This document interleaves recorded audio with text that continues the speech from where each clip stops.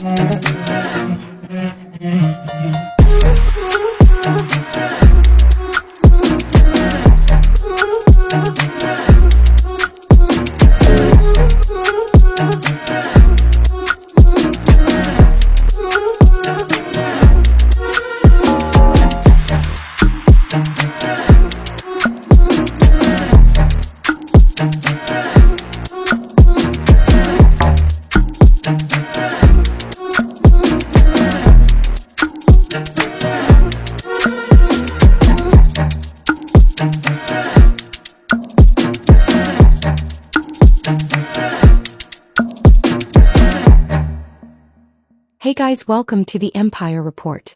When you think of the Western narrative about democracy versus autocracy, they always single out nations that are not politically corrupted like the Epstein class, who shows us how morally bankrupt they are on a daily basis.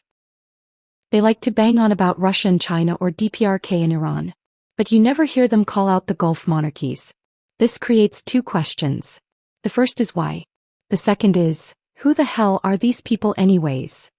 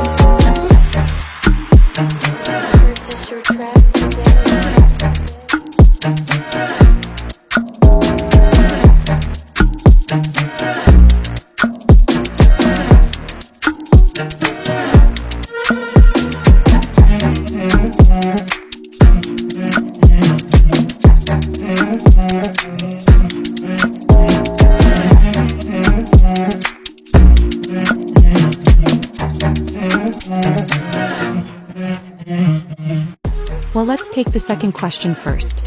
Who are these people? The original inhabitants are part of some of the oldest civilizations outside of Africa, but the nations themselves are colonial creations formed in the 1920s and 30s. The people themselves were Bedouin tribes. When the British and the French carved up the region by drawing lines on a map, they needed loyal quislings in power to look after their interests, keep the nomadic populations tied to the new geographical borders. Of course, because of that very policy of drawing lines on a map, this region has been at war in one form or another ever since. The quislings of these newly formed states were legitimized by giving themselves grand Western titles and turned families into royal dynasties. Again, religion, tribes, and clan rivalries played a big part in shaping these kingdoms. And of course, lots of Western treachery. Just look at the colonial state of Israel. So just to clarify, there is absolutely nothing royal about these people in any sense of the word.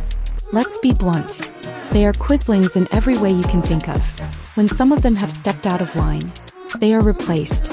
And if you know anything about the nature of a quisling, well, they are the most slippery, slimy, fake political actors in the world of statecraft. When we fast forward to today's rulers of these fake colonial nations, we see that they have been completely vassalized and occupied by the US empire.